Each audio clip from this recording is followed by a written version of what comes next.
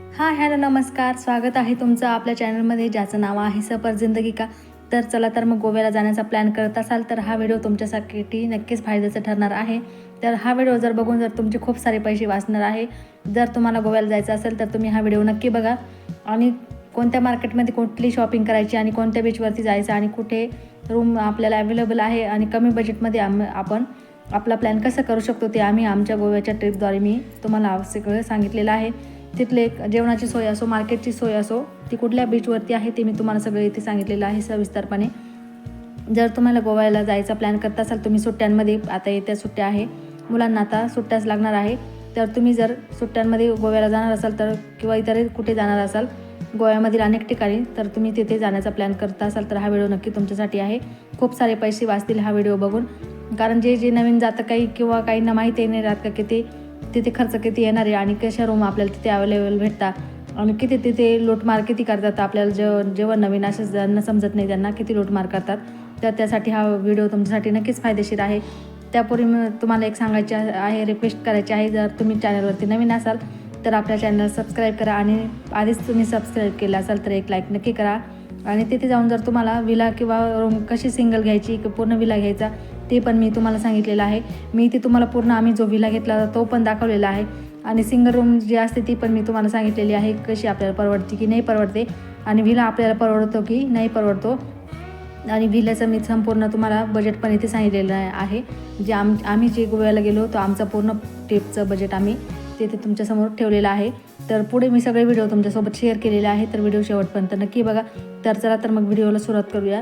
तर गोव्याला जर तुम्ही जाणार असाल तर नोव्हेंबर, डिसेंबर आणि जानेवारीमध्ये जर तुम्ही जाणार असाल तर तिथले सीझननुसार तिथले रेट चेंज होत राहतात. आणि मे, जून, मार्च, एप्रिल, मे, जूनमध्ये जर तुम्ही गेले तर तिथले रेट तुम्हाला वेगवेगळे पाहायला भेटतील. तर तुम्हाला जर जायचं असेल तर तुम्ही जर तुमचं बजेट कमी असेल तर तुम्ही मार्चच्या दरम्यान जा, मार्च, एप्रिल, मेच्या दरम्यान जा. आणि तुम्हाला जर वेळ नसेल तेव्हा मार्चमध्ये जाणार असं तर तुम्ही नोव्हेंबरच्या दरम्यान जाणार असाल. मुलांना जेव्हा क्रिसमसच्या, दिवाळीच्या सुट्ट्या असतात, 31st असतं, तेव्हा जर तुम्ही जाणार असाल तर तिथे खूप सारी गर्दी असते, तुम्हाला तिथे राहायला व्यवस्थित सोय भेटणार नाही आणि बजेट पण तिथलं हाय होऊन जातं त्यावेळेस. कारण बाहेरचे पण खूप विदेशी पर्यटक तिथे आलेले असतात, फॉरेनर्स आलेले असतात आणि बाहेरून इथे सगळे लोक तिथे आलेले असतात. त्याच्यामुळे रूम किंवा विला तुम्हाला सहजासहजी भेटत नाही तिथे जाण्यामुळे. तर तुम्हाला जर जायचं असेल तर तुम्ही नक्कीच मार्च, एप्रिल, मेच्या या दरम्यान जा. तिथे मुलांना खूप साऱ्या अनलिमिटेड सुट्ट्या असतात, त्यामुळे तिथे तुम्ही जाणारे येणारे असे येत जात राहतात. त्याच्यामुळे तुम्हाला रूम अगदी अवेलेबल तुम्हाला पाहिजे त्या रेटमध्ये तिथे तुम्हाला भेटून जातात.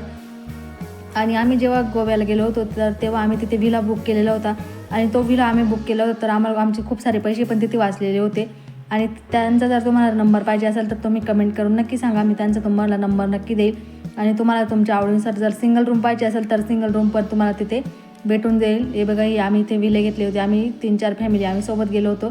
तर आम्ही ते विले घेतले होतं आणि विला घेतल्यामुळे आपल्याला खूप सारे फायदे, आपल्याला सगळं एकाच ठिकाणी भेटतं. 3-4 बेडरूम राहतात तिथे, सगळ्यांना हॉल असतो, किचन असतं, किचनमध्ये फ्रीज त्यांनी दिलेलं असतं, बाथरूममध्ये तेव्हा तुम्हाला थंड पाण्याची, गरम पाण्याची सोय आणि किचनमध्ये तुम्हाला फ्रीज दिलेलं असतं. तिथे आरो वॉटर प्युरिफाय लावलेलं असतं. तिथे बिस्लेरी तुम्हाला सेपरेट घेण्याची गरज नाही पडत, तिथे त्यांचं पाणी असतं. किंवा बिस्लेरी तुम्हाला पाहिजे असेल ते तुम्ही घेऊ शकता. तिथे त्यांनी गॅस ठेवलेला राहतो. तुम्हाला जर तिथे स्वतःहून चहा काही करायचा असेल किंवा ब्रेकफास्ट बनवायचा असेल तर तुम्ही ते करू शकता. किंवा नसेल करायचं तुम्ही त्यांना ऑर्डर पण देऊन करू शकता. किंवा तिथे त्यांचं जर नसेल तुम्हाला घ्यायचं तर तुम्ही बाहेर जाऊन तुम्ही खाऊ शकता. तिथं नो प्रॉब्लेम, त्यांचं काही तुम्हाला नाही राहत की तुम्ही आमचंच घेतलं पाहिजे आणि आमच्या तिथं जेवण केलं पाहिजे, असं काही नाही. तुम्ही आपलं राहून फक्त स्टे तिथे करायचं आणि बाहेर तुम्हाला जाऊन काय तुम्हाला कुठे जायचं, खायचं, फिरायचं ते तुम्ही करू शकता.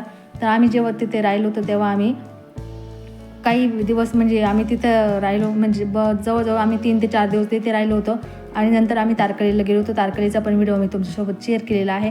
आणि तारकर्लीचा पण रूमचा नंबर तुम्हाला पाहिजे असेल तर तुम्ही तो पण मला सांगा. तिथलं पण त्यांनी आम्हाला छान सुविधा त्यांनी उपलब्ध करून दिली होती. AC, नॉन AC सगळ्या रूम तिथे उपलब्ध आहे. मेच्या दरम्यान जर जाणार असाल तर तुम्ही AC रूम घ्या तिथे. आणि जर तुमचं बजेट कमी असेल तर तुम्ही निसर्गरम्य वातावरण रूम तुम्हाला कुठे भेटेल समुद्राच्या जवळपास ते पण मी तुम्हाला सांगितलेलं आहे पुढे याच्यामध्ये, तारकर्लीला किंवा गोव्याला. तर हा व्हिडिओ तुम्ही शेवटपर्यंत बघा. तर चला तर मग व्हिडिओला सुरुवात करूया. तर आम्ही गोव्याला जेव्हा गेलो होतो तर तुम्हाला मी जाण्याचा आमचा तुम्ही कुठून जाणार आहे त्याचा खर्च सोडून बाकीचा गोव्यामध्ये तुमचा किती खर्च वाचणार आहे ते मी तुम्हाला सांगणार आहे. तर गोव्यामध्ये जर तुम्ही जेव्हा जाल तर तुम्हाला तिथे बार्गेनिंग करून रूम विला तिथे भेटू शकतो.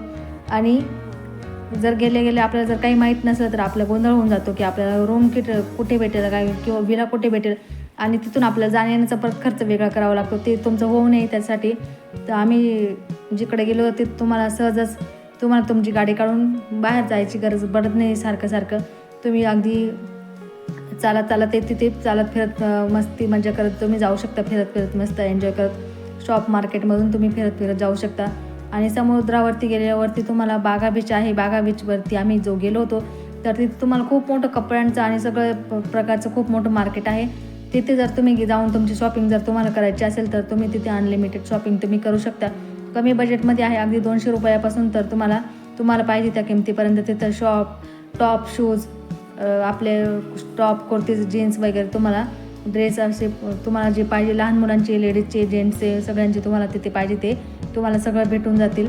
आणि तिथे जर अगदी बागा बीचच्या जवळच आहे आणि तिथे जर तो विला आहे, विल्याच्या जवळ तुम्हाला जास्त लांब जाण्याची गरज नाही पडत. जेवणाचे हॉटेल्स आहे तिथेच आहे, आजूबाजूलाच आहे. आणि तिथे जर तुम्हाला त्यांचं खायचं असेल तर ते पण तुम्ही घेऊ शकता. आणि नसेल तुम्हाला खायचं तर तुम्ही बाहेर जाऊन तुम्हाला जे पाहिजे ते तुम्ही खाऊ शकता. तिथे व्हेज नॉनव्हेजची सगळी सुविधा त्यांनी उपलब्ध करून दिलेली असते. आणि गोव्यामध्ये जर जाल तर तुम्हाला असं वाटेल की तुम्ही तिथे व्हेज किंवा नॉनव्हेजच असतं, तर तसं काही नाही. ते सगळ्या प्रकारचं जेवण उपलब्ध आहे. तर आमच्यामधले काही मेंबर व्हेज होते आणि काही नॉनव्हेज होते. तर आम्ही वैयक्तिक व्हेज आहोत त्याच्यामुळे आम्ही व्हेज घेतलेले होते. आणि आमच्यासोबतचे काही मेंबर होते ते नॉनव्हेज होते. तर त्यांनी नॉनव्हेजसाठी त्यांची ऑर्डर दिलेली होती बाहेर. तर त्यांच्यासाठी सगळ्यांची त्यांनी आमची चांगली सोय करून दिलेली होती. आणि रेट पण त्यांनी एकदम रिजनेबल रेटमध्ये आम्हाला सगळं आमची ही ट्रिप झाली होती. तर तुम्हाला जर गोव्याला जायचं असेल तर तुम्ही बागा बीचला जा, कलिंगूट बीचला जा, अंजना बीचला जा, परत अगदी तो दूधसागर धबधबा आहे तो बघा. आणि जर तुमच्याकडे 2-3 दिवसाचंच बजेट असेल तर तुम्ही या बीचवरती जा. आणि 4-5 दिवसाच्या वरती जास्त बजेट असेल राहण्याचं तर तुम्ही बघा जिमी खासदार यांचा बंगला आहे, इथे आम्ही गेलो होतो. इथे हदगर्दी पिक्चरची या शूटिंग झालेली होती, तिथे त्यांनी आम्हाला दाखवलं होतं तिथे मध्ये. आणि वरती ते व्हाईट कलरचं दिसतंय तिथे चर्च आहे मोठं. आणि त्याच्याच बाजूला एक संग्रहालय आहे. तिथे आपले जे कैदी होते जुन्या काळचे ते सरकार कसे पाण्याच्या खाली त्यांना ते कसे ठेवायचे त्यांनी ते सगळं पाण्याच्या खाली नेऊन आपल्याला सगळं दाखवलेलं आहे. खूप सगळं तिथं बघण्यासारखं आहे. तर तुम्ही तिथे जाऊन नक्की व्हिजिट करू शकता. आणि तिथे जाण्या यायला सहज तुम्ही रिक्षा टॅक्सी काही करून जाऊ शकता. किंवा तुमची स्वतःची गाडी घेऊन तुम्ही गेलेला असाल तर ती तुम्ही जाऊन अगदी जाऊ शकता. अगदी तिथे फ्री आहे. काही 10-20 रुपये तुम्हाला तिथे मध्ये बघण्याचे 1 पर्सनचे तुमचे पैसे घेतलेले जातात. आणि लहान मुलांना फ्री आहे तिथे. आणि बाकी जे 18+ आहे त्यांचे ते पैसे घेतात. तर तुम्हाला जर जायचं असेल तर तुम्ही ते नक्की जा.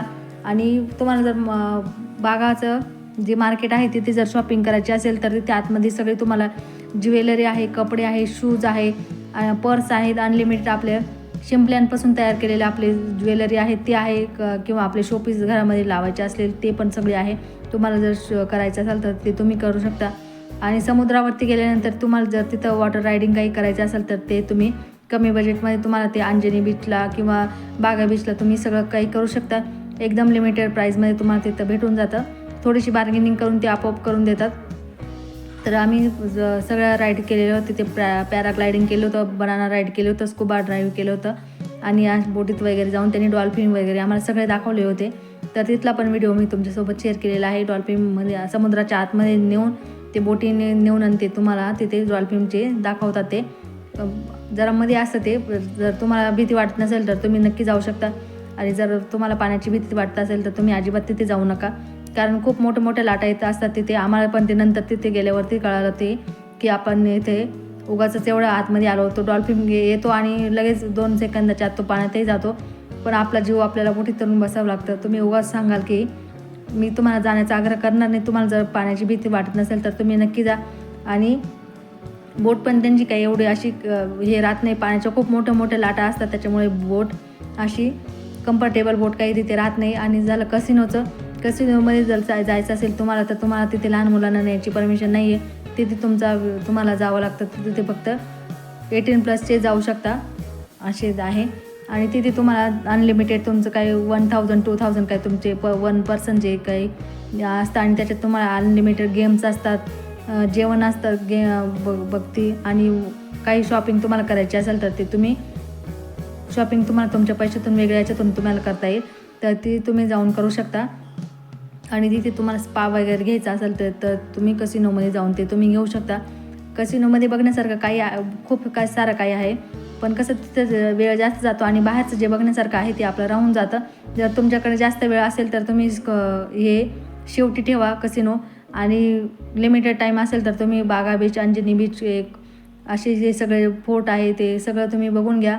आणि खूप सगळं बघण्यासारख्या तारकलीचा पण नंबर मी तुम्हाला देईल. तिथे पण त्यांनी निसर्गरम्य वातावरणात AC रूम आम्हाला तिथे अवेलेबल करून दिलेली होती आणि जेवणाची पण सोय त्यांनी अगदी अतिशय सुंदर केलेली होती.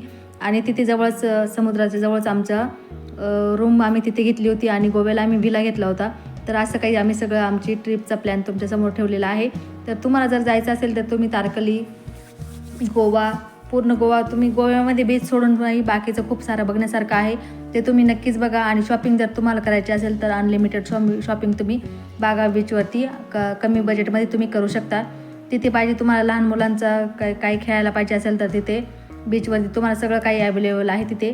आणि शॉपिंग जर तुम्हाला करायची असेल तर ते बीचवरती पण शॉपिंगला ते येतात. आपल्याला जर शिंपल्यांपासून केलेली काही ज्वेलरी वगैरे घ्यायची असेल किंवा घ्यायची असेल तर ते तिथे येऊन तुम्हाला घ्यायचं असेल तर तुम्ही नक्कीच घेऊ शकता. आणि किंवा नसेल तुम्हाला तिथे घ्यायची तर तुम्ही डायरेक्ट बीचच्या बाजूलाच मार्केट आहे तिथे जाऊन शॉपिंग करू शकता. खूप छान मार्केट आहे तिथे आणि रिजनेबल रेटमध्ये पण सगळे तुम्हाला पाहिजे तशी कपड्यांची शॉपिंग, तुम्हाला चप्पलची, शूजची, गॉगल्स वगैरे, पर्स वगैरे तुम्हाला सगळं तिथे करता येईल. जेंट्सचे पण शर्ट आणि पॅन्ट वगैरे सगळं खूप छान तिथे रिजनेबल रेटमध्ये तुम्हाला भेटतं. तर तुम्ही जाणार असाल तर तुम्ही वाघा मार्केटच्या तिथे नक्की शॉपिंग करा. आणि जर तारकलीला जर तुम्ही जाणार असाल तर तारकलीला पण जो आम्ही रूम घेतलेली होती तिथला नंबर तुम्हाला पाहिजे असेल तर मी तिथला पण त्यांनी आमची व्हेज नॉनव्हेजची सोय सगळी व्यवस्थित केलेली होती. आमच्याबरोबरचे जे मेंबर होते त्यांची आमची, आणि रूम पण त्यांनी खूप छान दिले होते. आणि तिथे पण आम्ही स्कुबा ड्रायव्हिंग केलं होतं तिथल्या समुद्रावरती मालवणमध्ये तिथे. आणि खूप बाकीच्या ज्या स्पोर्ट रायडिंग होतं लहान मुलांचे, उंटाची सवारी असो, घोडा सवारी असो किंवा बनाना राईड असो, ते सगळे आम्ही तिथे पण केले होते. तर खूप सगळं असं एन्जॉय आम्ही केलं होतं. पण अनलिमिटेड असं आम्ही मज्जा मस्ती केली होती आणि एकदम कमी बजेटमध्ये आमची ती सगळी ट्रिप झाली होती. तर तुम्हाला जर विला घ्यायचा असेल तर तुम्ही अगोदरच तुम्हाला बुकिंग करावं लागेल, कारण सुट्ट्या असतात. सुट्ट्यामध्ये तिथे अगदी वेळेवर जर तुम्ही गेला तर तुम्हाला वेळेवर भेटणार नाही, फजिती होऊन जाईल तिथे. मग तुम्हाला जशी पाहिजे तशी रूम तुम्हाला मनासारखी भेटणार नाही. जर जायचं असेल तर तुम्ही नंबरवरती त्यांचा कॉल करून तुम्ही करू शकता, किंवा बाहेर जर तुमच्या आवडीचं तुम्हाला जायचं असेल तर तुम्ही तिथे आसपास जाऊन चौकशी करू शकता.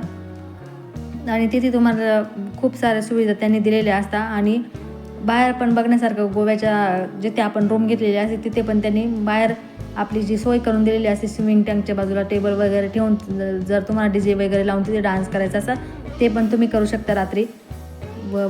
समुद्राच्या जेव्हा तिथे घरी येतो आपण, रूमवरती येतो तेव्हा तुम्हाला जर काही करायचं असेल मज्जा मस्ती तर तुम्ही तिथे करू शकता.